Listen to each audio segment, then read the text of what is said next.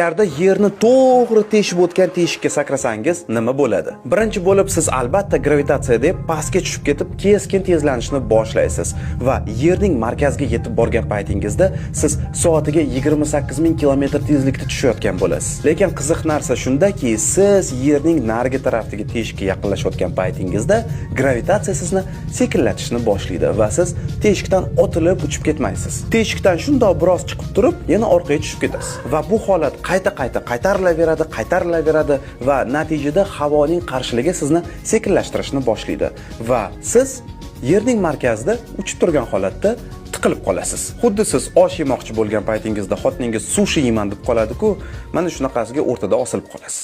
Yaxshiyam Volt yordamida ikkita restorandan buyurtma bersa bo'ladi. Har biringiz o'z telefoningizdan buyurtmani berasiz, uni bitta kuryer olib keladi.